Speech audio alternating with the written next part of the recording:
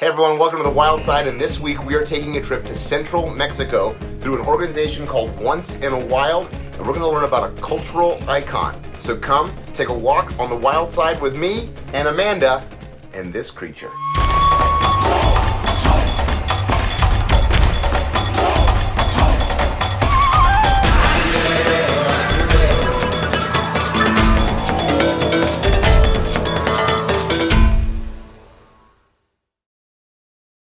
Hey guys, welcome to the Wild Side. My name is Clay, and this is my friend Amanda, the owner, operator, creator, and all things wild when it comes to Once in a Wild, a San Antonio-based outreach organization that also takes in rescued pets, surrendered exotic pets. She does amazing work. We've had her on the show before, but we are back because behind me, Amanda, is an amphibian, and the amphibian's called? The Axolotl. The Axolotl. I've had a really hard time saying that word.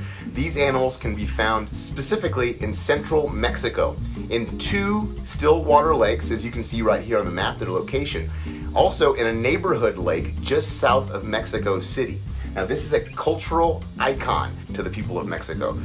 They were revered by the Aztecs. They are revered by the peoples today in Mexico. All of Mexican culture and heritage love the axolotl. However, we do need to protect them. They are a relatively new species on planet Earth, showing up around 10,000 years ago, which in the terms of science is brand spanking new.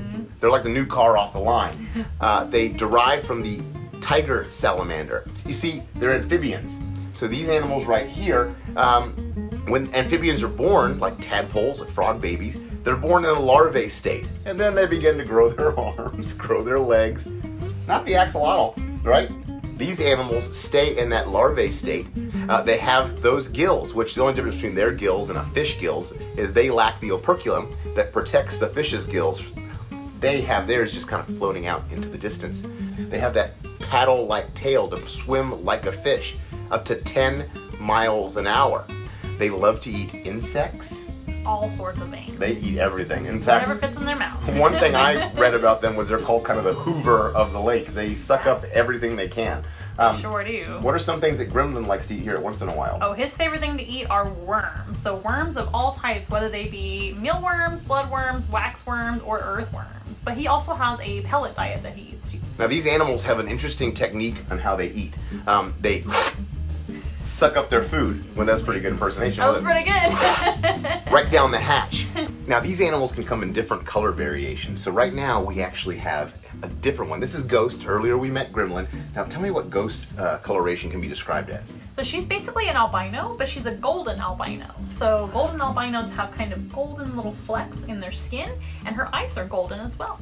Now, these animals have an incredible ability, folks, to regenerate their body. So let's say a heron or a carp did go and try to eat one of these amazing creatures, and was able to get off, let's even say 2 legs on one side of their body.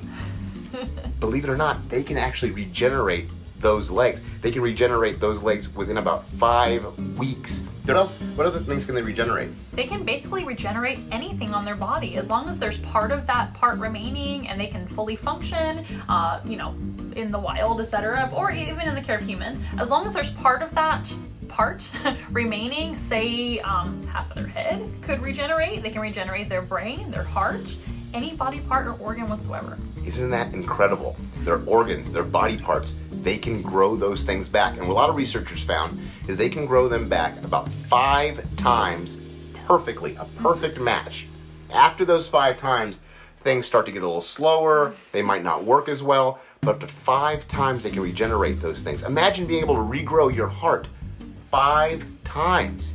That's incredible. And because of that, scientists have done a lot of research on these animals and found that they are 1,000 times more resistant to cancer than any mammal on planet Earth. You see, the cancer attacks the organs, attacks the skin, attacks the brain. Well, their brain will just regenerate all of that dead tissue, all of that atrophied organ, and they stay safe from these things. Isn't that incredible? Now, researchers right now are trying to find out how we can harness the power of this Mexican icon and maybe use that for human medicine. Can you imagine? And if I were to go film with these animals in the natural environment, it would almost be impossible to find one. Absolutely. They spend a lot of times at the bottoms of still water lakes, under rocks, near the rock outcroppings, because that's where they lay their eggs.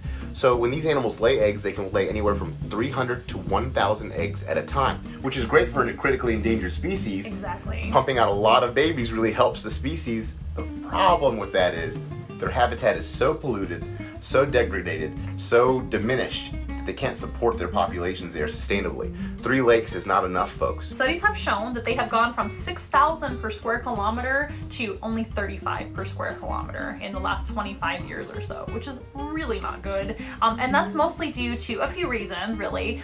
Number one is going to be pollution. Also, climate change affects them and all amphibians too, because they're very sensitive creatures. They have sensitive skin and they're sensitive to temperature change and pollution, like we said. But warming of their waters is also another big factor with that. They're also only found in those small areas, so they only have that little area to live.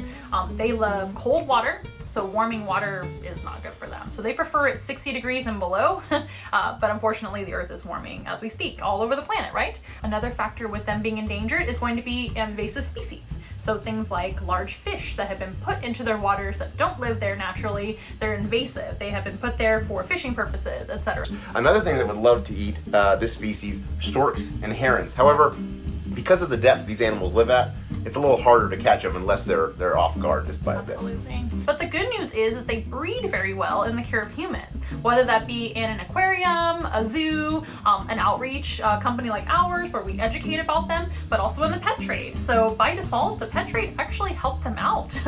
It's not necessarily a great idea to go out and get an axolotl for a pet if you don't know what you're doing, because they do have special needs, and they are, of course, exotic animals that you need to do your research and everything like that. But the good news is they can have up to 1,000 eggs per time that they lay. So that is very, very good for the species, and they do fairly well in the care of humans. So as long as we're keeping them somewhere in the care of humans, they will still be around and doing okay. And that's incredible. And everyone's watching here from Mexico City or the country of Mexico, we know this is an icon to you, but you can help. You can go clean up your waterways, try to reduce your pollution output into our environment, and help the environments in Mexico grow. Because I know that these animals would probably be fine in other still water lakes if the habitat was pristine enough. And the more we can invest into global conservation and habitat restoration, the more species like this can bounce back from the brink of extinction. Guys, as always, thanks for tuning into The Wild Side. Please click subscribe to us here on YouTube. You can also go over to Once in a Wild's YouTube. They do live streams every Wednesday. They've got great information on their channel, so please subscribe to Once in a Wild as well. For this week, I'm going home. I'm heading home. I'm signing off. Going to see some more creatures. Until next time, ladies and gentlemen, stay wild. Conservation rules. And we'll see you next week when we highlight yet another amazing species like this one behind me. Bye, everybody.